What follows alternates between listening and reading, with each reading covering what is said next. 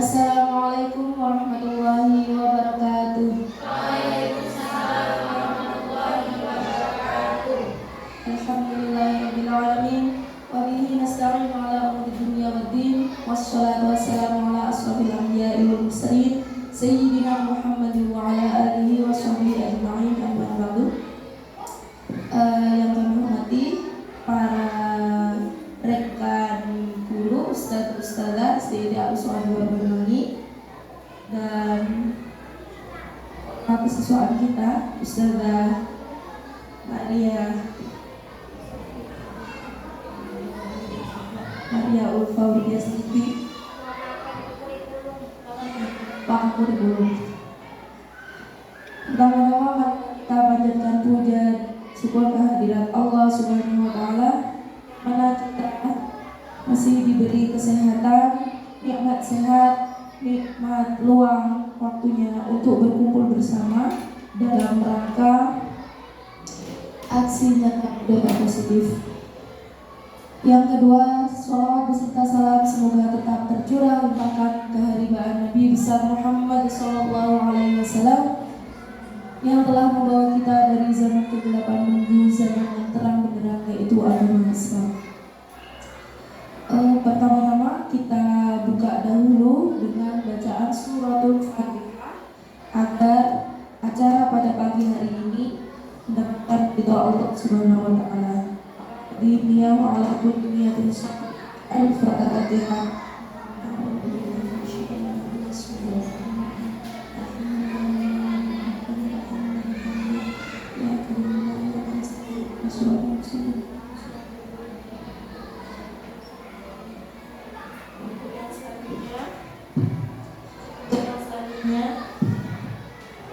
Untuk yang selanjutnya kita murojaah bersama surat Al-Insyirah. Kita baca bersama-sama, membaca surat Al-Insyirah abata. A'udzu billahi minasyaitonir rajim. Bismillahirrahmanirrahim. Alam nashrah laka sadrak wa wada'na anka wizrak alladhi anqadha dhahrak wa rafa'na laka dhikrak fa inna ma'al usri yusra inna ma'al usri yusra fa idza faragta fansab wa ila rabbika farghab. Shadaqallahul azim.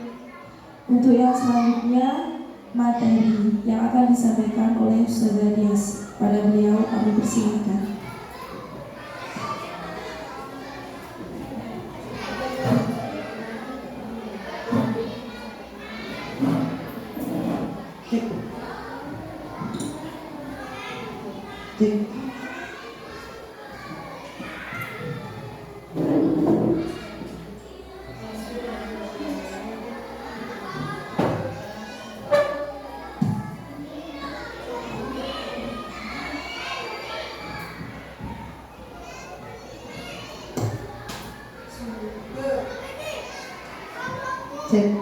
Bismillahirrahmanirrahim. Assalamualaikum warahmatullahi wabarakatuh.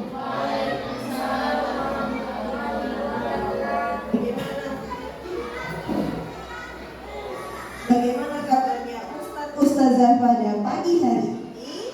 Alhamdulillah, guru hebat bersemangat. Allahu Akbar. Yes. Baik, Masya Allah. Oke, baik Ustazah. Alhamdulillah pada kesempatan ini kita dapat berkumpul dalam agenda diseminasi budaya positif yang sudah kami lakukan, guru-guru penggerak lakukan. Insya Allah ini nanti akan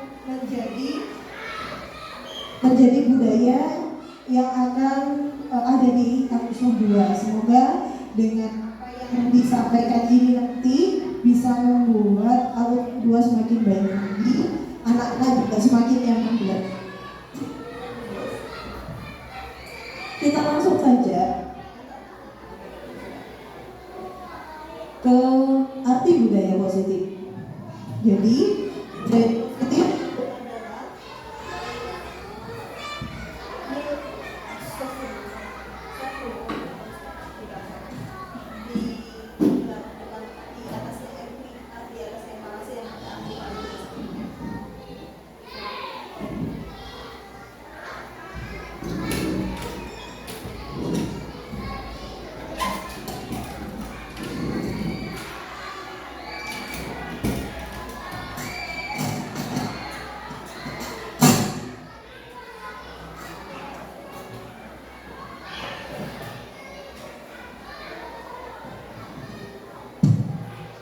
nilai-nilai keyakinan, kebiasaan yang ada di sekolah yang pada besar ini agar mereka dapat berkembang menjadi pribadi yang kritis, penuh hormat dan bertanggung jawab. Oke, langsung saja. Jadi budaya positif itu berbeda dengan peraturan. Jadi bukan peraturan, budaya positif itu sesuatu yang sudah budaya yang kita yakini. Kalau kita sudah di masyarakat, contohnya di masyarakat kita punya norma-norma lah, itu budaya. Oke, lanjut perubahan paradigma.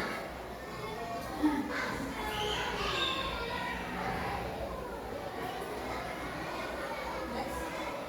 Nah, mari kita ingat kembali bahwa semua anak itu terlahir dengan bakatnya masing-masing. Itu yang harus kita tanamkan mulai sekarang, ya. Jadi mohon maaf, tidak ada anak yang namanya nakal, itu tidak ada. Tidak ada anak yang namanya tak bisa, itu sebenarnya tidak ada. Mereka hanya butuh sentuhan dari kita, bakat mereka di mana dan kita mengarahkan. Bukan yang kita harus memaksakan mereka harus bisa semuanya, enggak. Sama seperti pembelajaran matematika ini yang ini ya, yang sampai sekarang menjadi problem adalah pembelajaran matematika misalnya. Tidak semua anak harus bisa matematika. Ada kok suatu ketika mereka yang akan menjadi arsitek, jadi tidak perlu matematika terlalu jauh.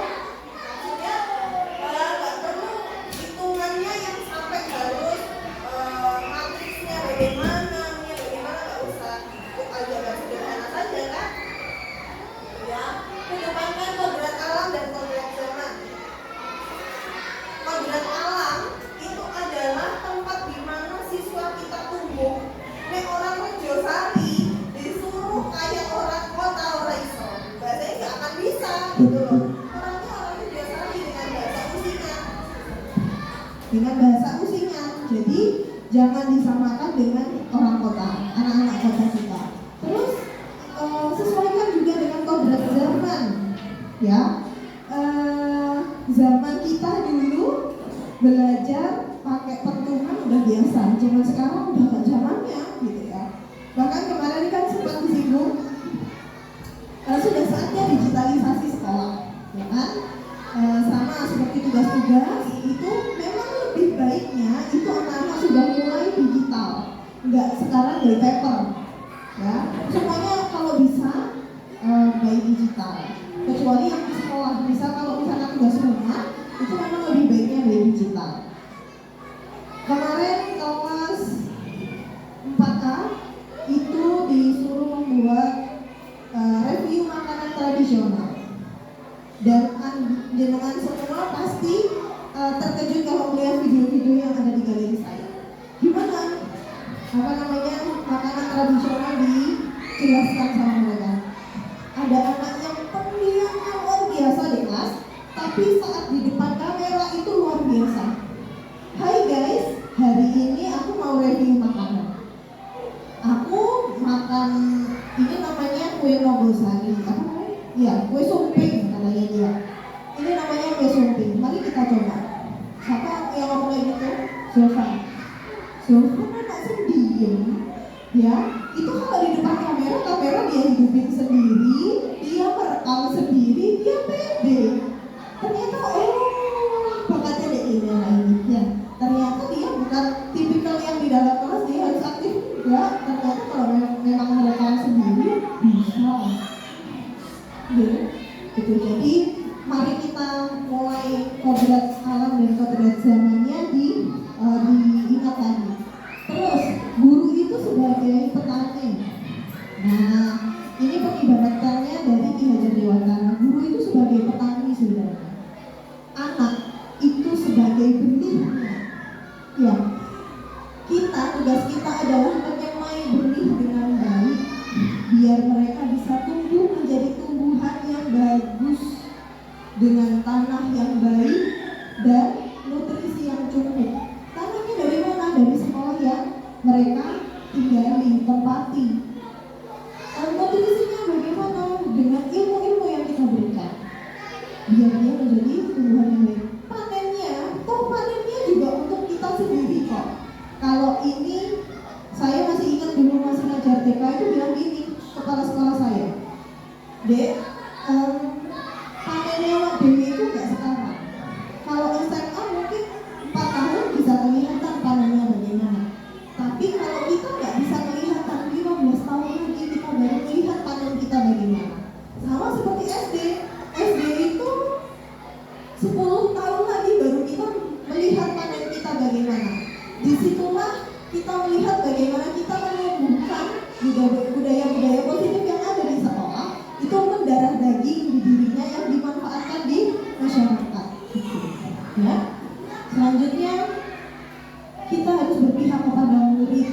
Berpihak itu bukan menuruti semua kemauan murid, tidak. Berpihak itu berpihak kepada kebutuhan murid. Muridku belum bisa baca, aku berarti mengajari baca. Muridku ngajinya seangel, berarti aku ngajari mengaji. Berpihak pada murid seperti apa lagi? Bukan pembelajaran yang membuat mereka membosankan, tidak, ya. Biar mereka belajar sesuatu yang menyenangkan. Toh nanti pasti akan terserap dengan sendirinya tanpa ada bantuan dari kita. Beda seperti ini, coba kita tes. Mencair adalah perubahan benda padat menjadi cair. Nah, kalau panjenengan saya kasih bahasa seperti itu masih nyambung di otak panjenengan. Anak-anak, mencair adalah membayangkan aja susah, ya kan? Tapi coba ambil es batu, panaskan di atas sendok. Yang terjadi mencair, itu namanya mencair. Ya kan? Itu. Jadi mari kita semua belajar lagi. Perubahan paradigma untuk membangun budaya positif perlu lingkungan yang positif, aman dan nyaman agar murid mampu berpikir, bertindak, mencipta dengan merdeka, mandiri dan bertanggung jawab. Ya, maka dari diseminasi ini harapannya budaya yang ada di sekolah kita menjadi budaya yang positif, biar kita menjadi sekolah yang anak-anak itu seperti slogan kita Madrasah 3 nanti, ya sekolahku surgaku gitu. Lazimnya disiplin dikaitkan dengan kontrol guru terhadap murid. Tapi sebenarnya disiplin itu bukan dikaitkan dengan kontrol guru terhadap murid, itu hanya ilusi.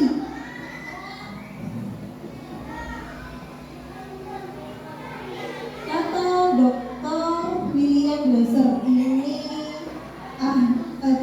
ahli psikologi dan pendidikan. Ilusi guru mengontrol murid. Pada dasarnya kita tidak dapat memaksa murid untuk berbuat sesuatu jikalau murid tersebut memilih untuk tidak melakukannya. Walaupun tampaknya guru sedang mengontrol perilaku murid, hal demikian terjadi karena murid sedang mengizinkan dirinya dikontrol. Saat itu, bentuk kontrol guru menjadi kebutuhan dasar yang dipilih murid tersebut. Teori kontrol menyatakan bahwa semua perilaku memiliki tujuan, bahkan terhadap perilaku yang tidak disukai. Jadi sebenarnya murid kita itu gak mau kok dipaksa. Bahasanya kan seperti itu. Ya, guru mengontrol murid, guru paksa murid, itu sebenarnya anak kita gak mau dipaksa. Oke? Mereka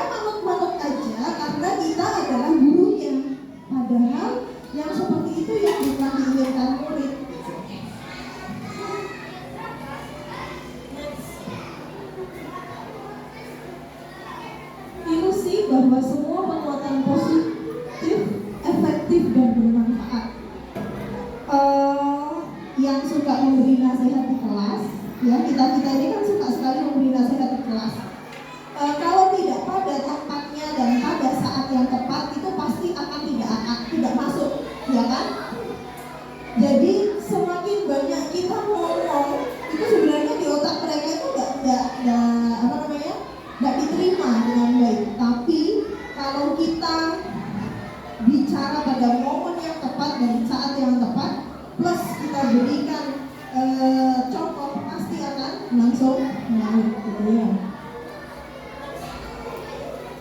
Ilusi bahwa kritik dan membuat orang merasa bersalah dapat menguatkan karakter. Ini yang sering kita lakukan. Mas, kamu gak kasihan sama orang tuamu kalau kamu kayak gini terus, ya kan?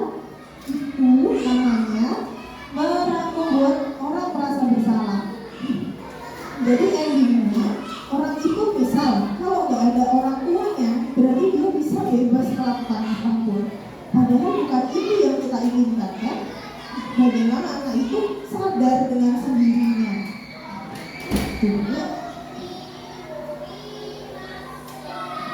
Ilusi bahwa orang dewasa memiliki hak untuk memaksa. Ini yang sering kita kita rasakan. Oh iya, aku kan wes dewasa, maksudnya bisa ngatur anak-anak. Seharusnya nggak gitu. Harusnya anak-anak itu sadar atas dirinya sendiri, ya. Stimulasi kontrol. Realitas kebutuhan kita sama, padahal kebutuhan kita berbeda. Semua orang melihat hal yang sama, padahal sudut pandang setiap orang berbeda. Mohon maaf. Ini yang sering membuat kita salah paham. Kita yang besar aja sering salah paham, apalagi anak-anak yang kecil, ya. Yang dewasa aja sudah sering salah paham. Lihat kita, misal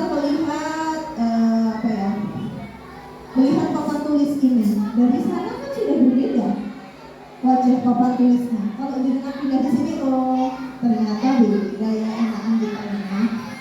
Sama seperti anak-anak kita, itu pasti akan berbeda. Bahkan untuk masalah-masalah pun itu juga pasti akan berbeda. Ada yang menganggap misal pulang jam 2 itu menganggap pagi, ada yang seperti itu. Ada yang menganggap pulang jam 2 itu sore, gitu ya. Itu adalah perbedaan yang kita rasakan. Next, kita mencoba, nggak apa-apa. Kita mencoba mengubah orang agar berpandangan sama seperti kita. Faktanya kita berusaha memahami pandangan orang lain tentang dirinya. Memang seharusnya kita itu sudah mulai berusaha. Semakin dewasa kita, berarti semakin kita mengerti bahwa ada sudut pandang lain yang harus kita pahami, gitu ya. Oke, sudah, next saja. Makna disiplin. Disiplin diri dapat membuat seseorang menggali potensinya menuju kepada sebuah tujuan, sesuatu yang dihargai dan bermakna. Dengan kata lain, disiplin diri juga mempelajari bagaimana cara kita mengontrol diri. Jadi disiplin diri itu dari dalam, bukan dari luar. Kontrol diri kita, sama seperti kita kita mau makan makanan haram, kita tahu kan itu salah. Dari dalam diri kita kontrol itu kan sudah ada. Itu yang memang harus ada di dalam setiap diri anak. Jadi bukan tercoba-coba, dia sudah punya kontrol.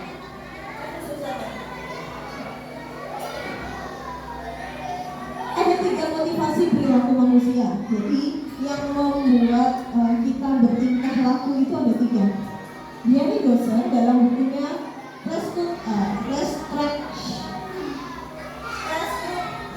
Restructuring School Disiplin menyatakan 1 untuk menghindari ketidaknyamanan atau hukuman.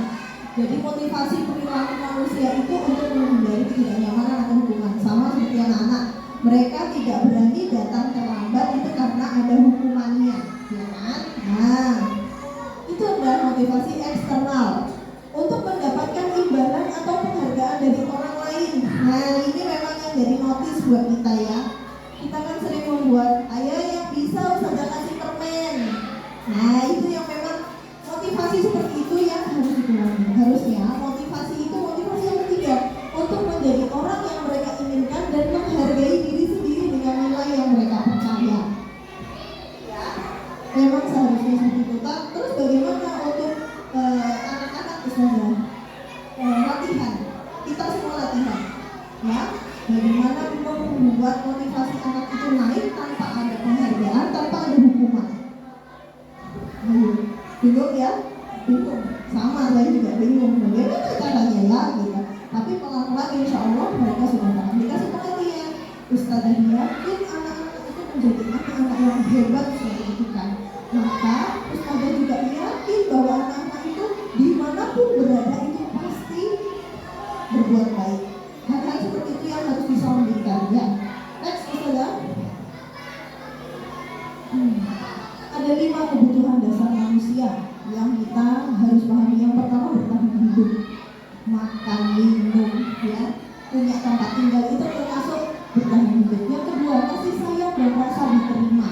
Setiap anak-anak kita itu butuh rasa kasih sayang dan rasa diterima. Jadi contohnya bagaimana kalau dia berbuat salah, kita terima dulu. Perasaan dia tidak enak itu kita terima dulu. Mas kenapa? Ada apa nak? Sini. Kamu butuh dipeluk dulu. Kalau anak kelas bawah seperti biasanya ya, dipeluk dulu. Dipeluk kalau salah. Kamu bisa cerita. Oh ya. Oke, Ustazah ngerti perasaan kamu. Bahasa seperti itu adalah rasa diterima. Jadi bukan astagfirullahaladzim. Kamu kenapa sayang? Ya. Itu kadang kita pun keceplosan saya juga keceplosan saya. Astagfirullahaladzim. Seharusnya memang kalau anak berbuat salah itu rasa diterima dulu. Oke, misalnya yakin kok kamu itu bisa. Ya. Terus punya kebebasan.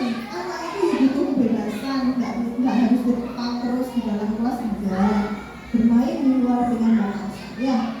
Selanjutnya kebutuhan dasar manusia adalah kesenangan. Kita juga semua pengen ya senang gitu bisa jalan-jalan. Itu kan kebutuhan kita. Next adalah penguasaan atas diri sendiri. Kita sekarang masuk ke keyakinan kelas. Ini yang sudah dilakukan. Saya insya Allah sudah masuk kelas 6 juga. Keyakinan kelas adalah nilai-nilai kebajikan atau prinsip universal lepas dari latar belakang suku, bahasa maupun agama. Jadi misal anak-anak belajar sabar itu juga adalah keyakinan kelas. Bukan peraturan ya, keyakinan kelas itu bukan peraturan, tapi yang mereka semua rasakan ya. Jadi memang di kelas itu butuh, misal kayak tadi aku kepingin diterima, berarti ada keyakinan kelas yang semuanya juga setuju bahwa dirinya itu butuh diterima sama ustazah, butuh diterima dengan teman-temannya, gitu ya.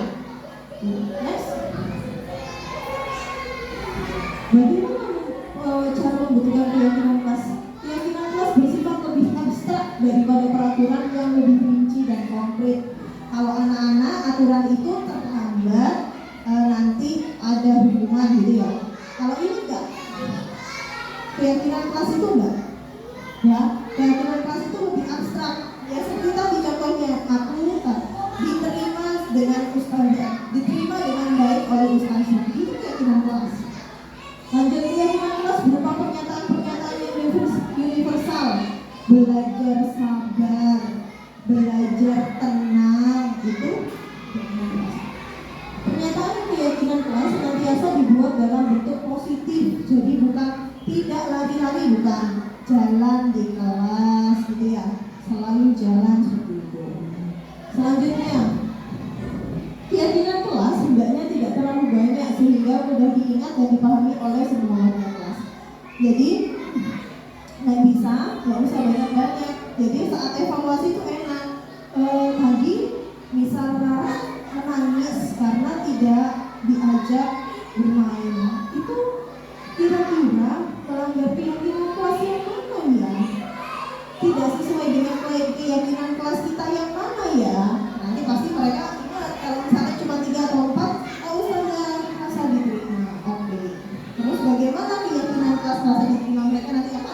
paham ya. Oke, next. Ini pembuatan keyakinan kelas. Semuanya saya kasih kertas, nanti mereka nempel di papan tulis. Nanti dari kertas-kertas itu kita simpulkan dalam satu kata atau dua kata. Itu nanti yang menjadi keyakinan kelas di kelas. Oke, gitu.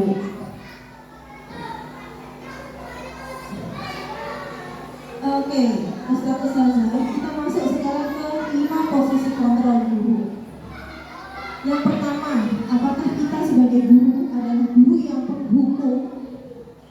Artinya apa? Seorang penghukum bisa menggunakan hukuman fisik maupun verbal.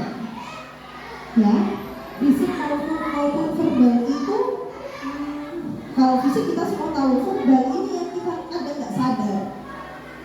Ayo mas, kayak gitu tuh. Kayak gitu tuh. Nggak baik. Terus kalau nggak baik gimana? Apa enaknya kamu di luar aja? Itu hukuman verbal. Padahal kita bahasanya bahasa halus kan itu tadi, bukan yang marah-marah itu enggak kan? Itu bahasanya halus tapi itu masuk hukuman verbal. Nah selanjutnya yang kedua, membuat orang merasa bersalah. Ya kayak tadi, kamu nggak kasihan sama ustazah, kamu nggak kasihan sama temanmu, itu membuat orang merasa bersalah. Next, sebagai teman, aduh kamu cerita deh sama ustazah, apa sih sebenarnya yang terjadi? Oh gitu ya. Kita pelukan itu sebagai teman, ya. Tidak menyakiti murid, namun akan tetap berupaya mengontrol murid melalui persuasi. Itu sebagai teman. Next, sebagai monitor atau pemantau. Jadi memonitor berarti mengawasi. Jadi kita itu sebagai monitor. Itu ada sampah ya di sana ya, mas mau ngasih rame. Jadi ya itu berarti posisi kita sebagai pemantau. Dan yang terbaik adalah posisi kita sebagai manajer. Bagaimana manajer itu? Posisi mentor di mana guru berbuat sesuatu bersama dengan murid, mempersilahkan murid mempertanggungjawabkan perilakunya, mendukung murid agar dapat menemukan solusi atas permasalahannya sendiri. Jadi, misalnya ono sing nyobekkan baju temannya, ya, jangan jenengan yang jahit.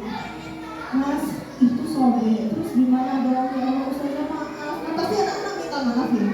Maaf ya ustazah. Ya. Terus gimana kalau minta maaf itu? Minta maaf. Kalau minta maaf ada selesai enggak kan? Masalah masih ada kan sebenarnya. Biar dia yang menyelesaikan masalah itu. Diajari anak-anak untuk bertanggung jawab. Mas, ustazah pinjemin baju yang kakinya utuh ya. Ini biar dibawa si A, biar dijahit sama dia di rumah.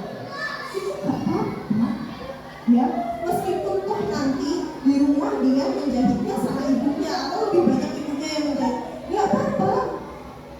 Biar dia tahu bertanggung jawab.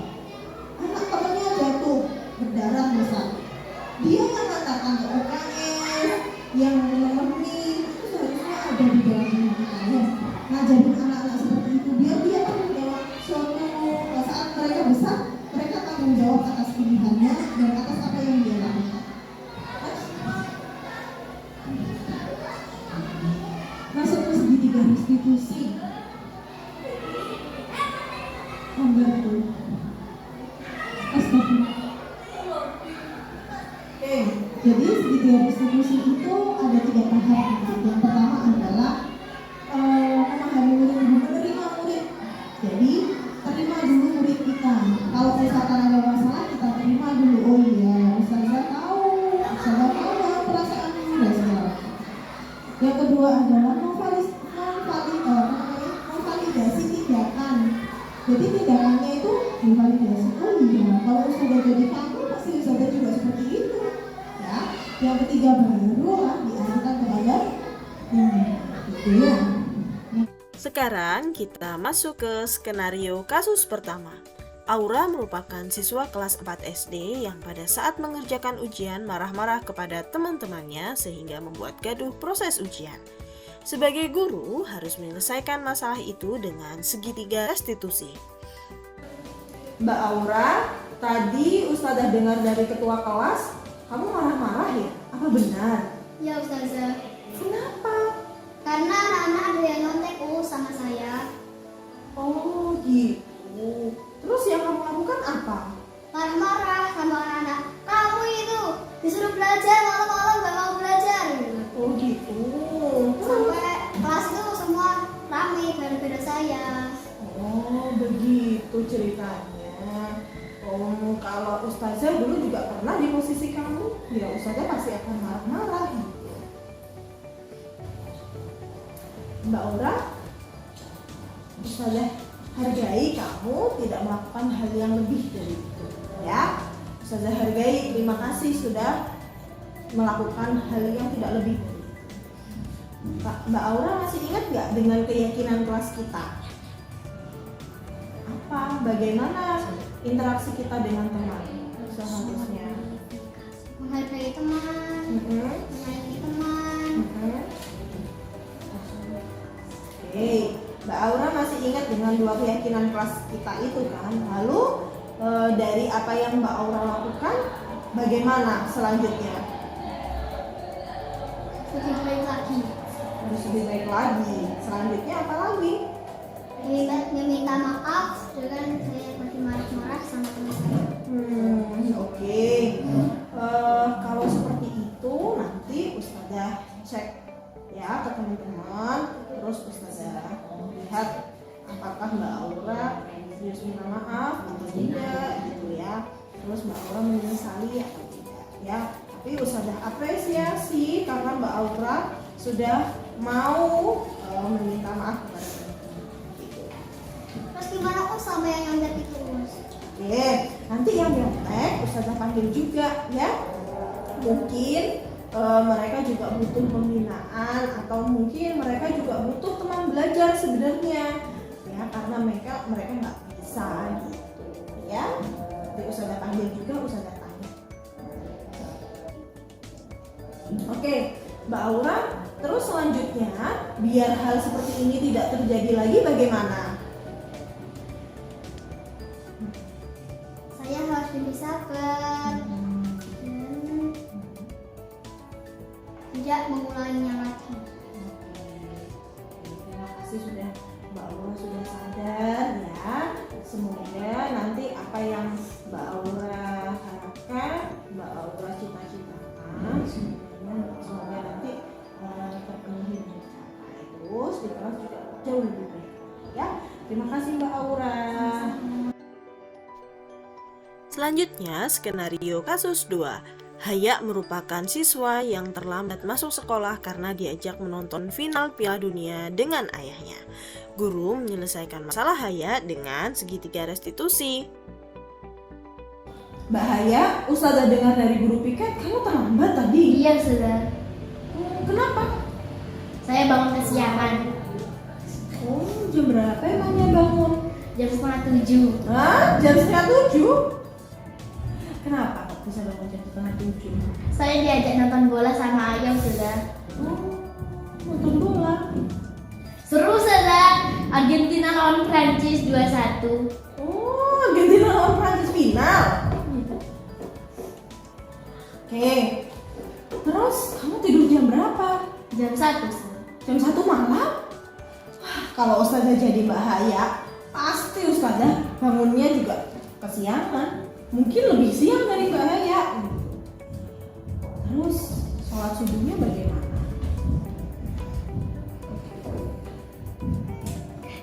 Mbak Haya masih ingat dengan keyakinan sekolah kita? Masih ingat sudah. Apa? Rajin sholat sepanjang hayat dan disiplin. Baik, dari sikap Mbak Haya yang tadi, terus bagaimana dong? Saya berjanji saya tidak akan mengulanginya lagi. Baik. Oke Mbak Haya, Mbak Haya sudah ingat dengan keyakinan kelas kita, Mbak Haya juga sudah berjanji ya. Terus bagaimana biar hal tersebut tidak terulang lagi? Tidur tepat waktu dan memasang alarm. Masang alarm, Mbak Haya masang alarm lewat apa? Jam berapa? Oh, Mbak Aya punya jam weker. Punya sudah suaranya kencang sekali. Oke, dari situ nanti dipasang ya jam wekernya. Mbak Aya yakin nggak kalau dengan jam weker Mbak Aya bisa bangun? Yakin sudah. Yakin. Ustazah hargai pendapatnya Mbak Aya, Ustazah hargai usahanya Mbak Aya, Ustazah tunggu perubahannya ya. Nah, Ustazah berharap Mbak Aya tidak mengulangi lagi. Ya sudah. Baik. Nanti pesan Ustazah jangan lupa sholat ya, sholat subuh Mbak Aya sudah besar, Mbak Aya sudah punya tanggung jawab ya. Terima kasih Mbak Aya.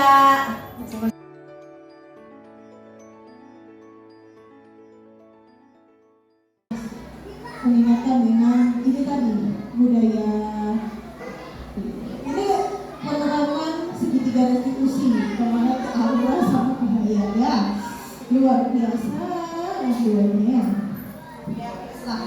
Nanti silakan bisa diganti. Next, lanjut untuk segitiga restitusi. Jadi memang budaya positif ini sudah kita bahas di wakaf. Bagaimana nanti visi-misi yang sekolah, visi-misi yang baru akan sinkron dengan budaya positif quality assurance kita, gitu. Ya, next diskusi bersama kepala sekolah. Baik, itu satu saja. Ayo mulai sekarang kita belajar lagi jauh lebih baik lagi untuk menemani anak-anak, bukan untuk menjadikan anak-anak korban pembulian kita. Kadang kita tidak sadar dengan bahasa-bahasa kita ternyata menjadikan mereka.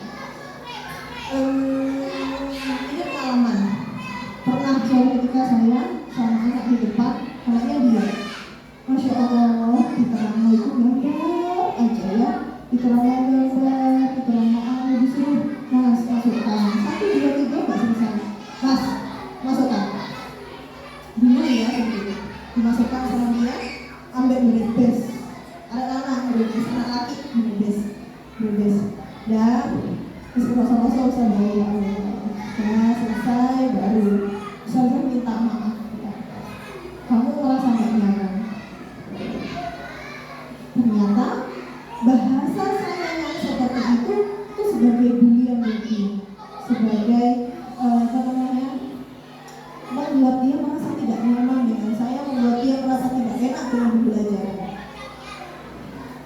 Ya, jadi mungkin kita lebih dekat lagi mulai sekarang dengan anak-anak kita lihat mereka bagaimana perasaannya mereka, bagaimana inginnya mereka, ya bagaimana sukanya mereka, gitu.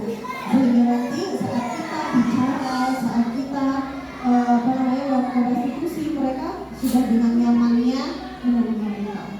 Ya, ya Ustaz, semangat luar biasa.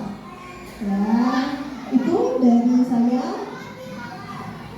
Kurang lebihnya saya mohon maaf. Assalamualaikum warahmatullahi wabarakatuh.